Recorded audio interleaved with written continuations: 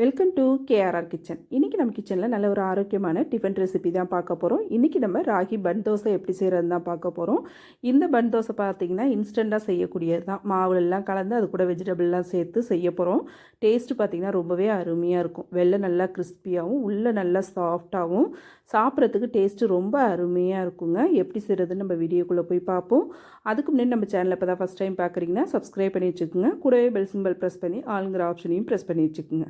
அப்போ தான் நான் போகிற வீடியோஸ் எல்லாம் உங்களுக்கு தொடர்ந்து நோட்டிஃபிகேஷனில் ஒன்றுக்கு ஒன்றே கிடச்சிக்கிட்டு இருக்கும். இப்போ வாங்க இந்த ராகி பன் தோசை எப்படி செய்கிறதுன்னு பார்த்துடலாம்.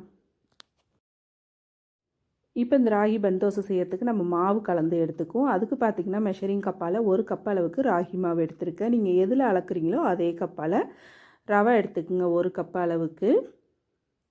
இப்போ இது கூடவே பார்த்திங்கன்னா 1 கப் அளவுக்கு தயிர் சேர்த்துக்கிறேன். தயிர் வந்து கொஞ்சம் நல்லா புளிப்பான தயிராக எடுத்துக்கிட்டிங்கன்னா உங்களுக்கு பன் தோசை சாப்பிட்றதுக்கு நல்லாயிருக்கும் டேஸ்ட்டு. இப்போ இது கூடவே 1 கப் அளவுக்கு தண்ணி சேர்த்துருக்கேன். சேர்த்து நல்லா இப்போ இதை கலந்து எடுத்துக்குவோம். இப்போ இதிலே பார்த்திங்கன்னா இதுக்கு தேவையான அளவு உப்பு சேர்த்து நல்லா கட்டிகள் இல்லாமல் மாவை நல்லா ஒத்தாப்பில் கலந்து எடுத்துக்குவோம். விஸ்கு வச்சு கலக்கும் போது நமக்கு ஈஸியாக இருக்கும் கலக்கிறதுக்கு. நல்லா கலந்து எடுத்துட்டு இந்த மாவு பார்த்திங்கன்னா நல்லா ஒரு 15 நிமிஷத்துக்கு நம்ம ஊற வச்சு எடுத்துக்கணும். ஊறினதுக்கு அப்புறம் செஞ்சோம் அப்படின்னா தான் நமக்கு நல்ல ஒரு டேஸ்ட்டு கொடுக்கும். இப்போ இது நல்லா கலந்து எடுத்துக்கிறேன். தண்ணி பத்தலை அப்படின்னா நம்ம இன்னும் கொஞ்சம் ஊற்றிக்கலாம். இன்னொரு 1/2 கப் அளவுக்கு தண்ணி சேர்த்துருக்கேன். சேர்த்து நல்லா கலந்து விட்டுக்கிறேன். இப்போ மாவை நல்லா கலந்துட்டு ஒரு மூடி போட்டு நம்ம இதை ஊற வச்சு எடுத்துக்குவோம். அதுக்கப்புறம் எப்படி செய்கிறதுன்னு பார்ப்போம். இப்போ பாருங்கள் மாவு இந்த பக்குவத்துக்கு இருந்துச்சு அப்படின்னா உங்களுக்கு கரெக்டாக இருக்கும். இப்போ இது நல்லா ஊறி வரட்டும்.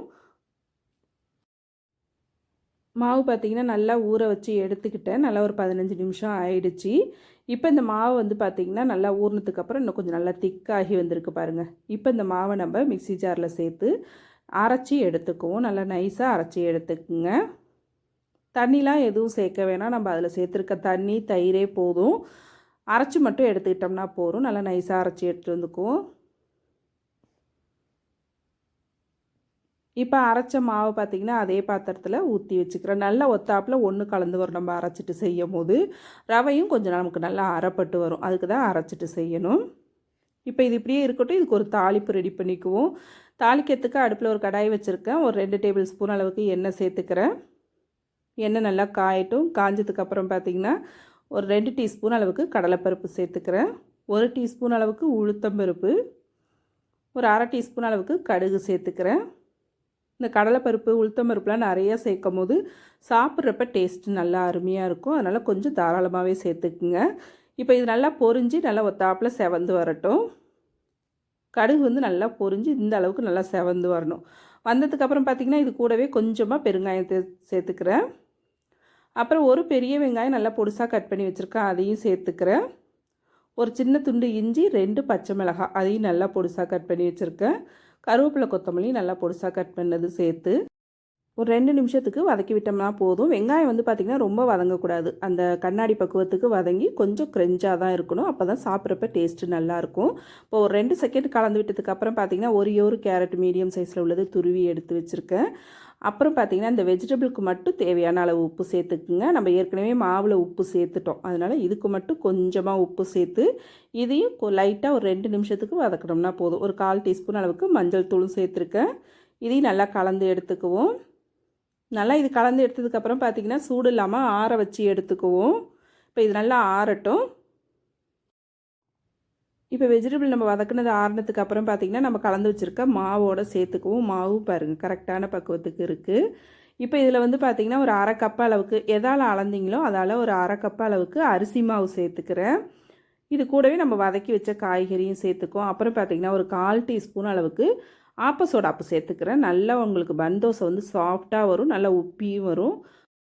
இப்போ மாவை நல்லா கலந்து எடுத்துக்கிட்டு அதுக்கப்புறம் நம்ம வதக்கி வச்சுருக்க வெஜிடபிள் வெங்காயம் இதெல்லாம் சேர்த்துக்குங்க.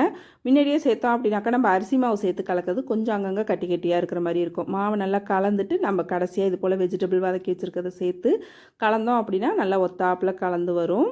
இப்போ மாவோட பக்குவம் பார்த்தா தெரியும் நல்லா முந்திக்காக இப்போ கொஞ்சம் திக்காகி இருக்குது பாருங்கள். இந்த பக்குவத்துக்கு இருந்தால் தான் உங்களுக்கு அந்த பன் தோசை வந்து நல்லா குண்டாக உப்பி வரும். இப்போ மாவு ரெடியாக இருக்குது. பன் தோசை எப்படி செய்கிறதுன்னு பார்ப்போம். இதுக்கு வந்து பார்த்திங்கன்னா நான் இன்றைக்கி ஆப்பக்கடாயில் தான் செய்ய போகிறேன். நல்லா இது போல் குழியான கடாயாக எடுத்துக்கிட்டிங்கன்னா உங்களுக்கு நல்லா ஊற்றுறதுக்கு ஈஸியாக இருக்கும், நல்லாவும் வெந்து வரும். இதில் ஒரு 2 டீஸ்பூன் அளவுக்கு எண்ணெய் சேர்த்துக்கிறேன். எண்ணெய் காஞ்சதுக்கு அப்புறம் ஒரு 2 குழிக்கரண்டி அளவுக்கு, அதாவது நான் இன்றைக்கி சட்னி கரண்டி அளவு தான் எடுத்திருக்கேன் சின்னதாக, அதால் 2 குழிக்கரண்டி அளவுக்கு மாவு சேர்த்துக்கிறேன். மாவு சேர்த்து இதை வந்து ஸ்ப்ரெட் பண்ணலாம் வேண்டாம், அப்படியே ஒரு மூடி போட்டு வேக வச்சு எடுத்துக்குவோம். இதில் இன்னொன்று முக்கியமானது என்னென்னு பார்த்தீங்கன்னா, இதை வந்து சிம்லேயே வேக வச்சு எடுத்துக்கணும். அதிகமான தீயில வேக வச்சு எடுக்கக்கூடாது. அடுப்பை ஃபுல்லாக சிம்மில் வச்சுருங்க. நல்லா ஒரு பக்கம் வேகட்டும். ஒரு பக்கம் வெந்ததுக்கப்புறம் இன்னொரு பக்கமும் திருப்பி போட்டு வேக வச்சு எடுத்துக்குவோம். இது வந்து வேக வச்சு எடுக்கிறதுக்கு பார்த்திங்கன்னா ஒரு 4 நிமிஷம் கிட்ட ஆகும். இப்போ ஒரு பக்கம் வெந்தது பாருங்கள் எந்த அளவுக்கு நல்லா கிறிஸ்பியாக இருக்குன்னு. இதே போல் மறுபக்கமும் நம்ம வேக வச்சு எடுத்துக்கணும். இப்போ 2 பக்கமும் பாருங்கள் நல்லா வெந்து வந்துட்டு, சிம்மில் வைக்கும் போது தான் உள்ளேயும் நல்லா வெந்து வரும், வெளியிலையும் இது போல் நல்லா மொறுமொறுப்பாக இருக்கும். இப்போ எண்ணெயெல்லாம் வடிச்சிட்டு நம்ம எடுத்துக்குவோம். இப்போ இதே போல் மீதம் இருக்கிற மாவு எல்லாத்தையும் நான் ஊற்றி எடுத்துக்கிறேன். அவ்வளோதான், நம்மளோட ராகி பன் தோசை பாருங்கள் ரொம்ப சூப்பராக அருமையாக ரெடி ஆகிடுச்சு. சாப்பிட்றதுக்கு டேஸ்ட்டு ரொம்பவே அருமையாக இருக்குங்க. உள்ளே நல்லா சாஃப்டாகவும் வெளில நல்லா கிறிஸ்பியாகவும் இருக்கும். நல்லா இதுக்கு வந்து பார்த்திங்கன்னா தேங்காய் சட்னி, கார சட்னிலாம் வச்சு சாப்பிட்றப்ப ரொம்ப அருமையாக இருக்கும். சட்னி ரெசிபிலாம் நம்ம சேனலில் நிறைய போட்டிருக்கேன். அதோட லிங்க் உங்களுக்கு டிஸ்கிரிப்ஷனில் கொடுக்குறேன், தேவைப்படுறவங்க செக் பண்ணிக்கோங்க. இந்த கார சட்னியுமே பார்த்திங்கன்னா எண்டு ஸ்க்ரீனில் கொடுக்குறேன், தேவைப்படுறவங்க பார்த்துக்குங்க. இந்த ரெசிபியை நான் சொன்னது போல் சொன்ன அளவுகளோடு ட்ரை பண்ணி பாருங்கள். ட்ரை பண்ணி பார்த்துட்டு எப்படி இருக்குன்னு எனக்கு கமெண்ட் பண்ணுங்கள். என்னோட இந்த ரெசிபி பிடிச்சிருந்ததுன்னா லைக் பண்ணுங்கள், ஷேர் பண்ணுங்கள். மறக்காமல் நம்ம கேஆர்ஆர் கிச்சனை சப்ஸ்கிரைப் பண்ணி வச்சுக்கோங்க. நாளைக்கு வேறொரு ரெசிபியோடு சந்திப்போம்.